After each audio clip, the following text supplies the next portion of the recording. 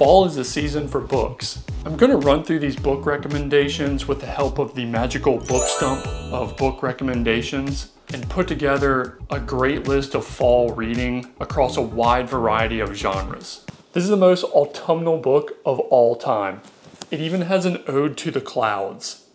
This is Either Or by Soren Kierkegaard. It has odes to his sorrow, a speech before a doomsday cult about nothingness and unhappiness, an ode to boredom, sundry observations on poetry, music, the theater, and suicide, and even an ecstatic discourse, his words, about the meaning of existence. Next, we have a book for the real lovers of autumn. It's the complete poetry of John Keats. He's a famous romantic poet, and I absolutely love the cover. It's absolutely perfect for this time of year. So just a few of the poems that you're going to want to read on the next rainy day are To Autumn, an ode on indolence, Ode to a Nightingale, Hyperion, and Bright Star. This next incredible book is perfect for those slow autumn mornings or late nights where the magic of the season sits in candle flame, in warm coffee, in between the pages of your book. It's The Sleep of Memory by Patrick Modiano.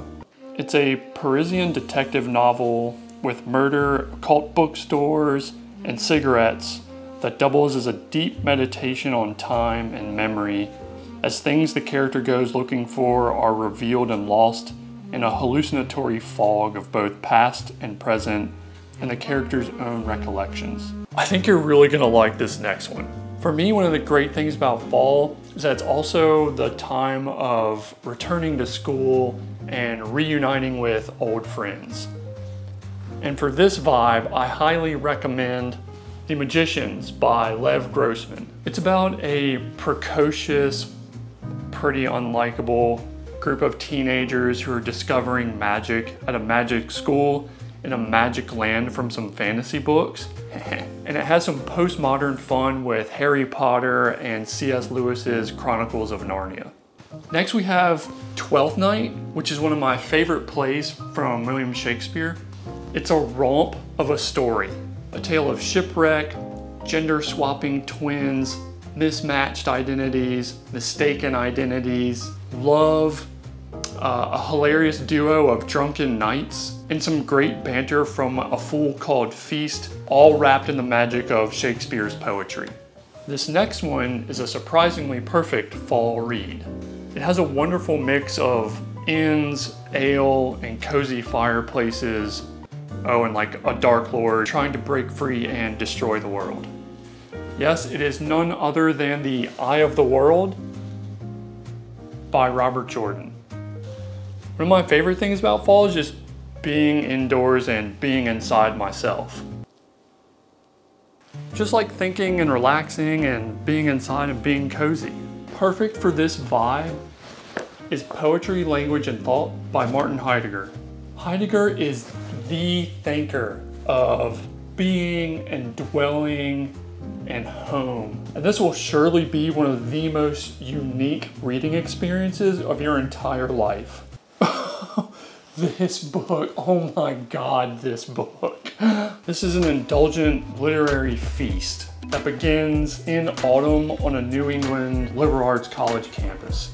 It's brimming with pretentious aesthetes, late nights translating classical Greek, dark Dionysian pursuits, enigmatic aristocrats, and Mephistophelian teachers. Oh, and some murder. It's The Secret History by Donna Tartt. This next book, I love this next book, but it is the hardest read on the list, for sure. This is a book you read if you want to stay in your head all day while it rains and you drink coffee and you just brood. It's The Winter's Tale by William Shakespeare, which is notable to scholars mostly because it has a strange stage direction involving a bear. Like what? And like hint, like it probably had to be real at that time.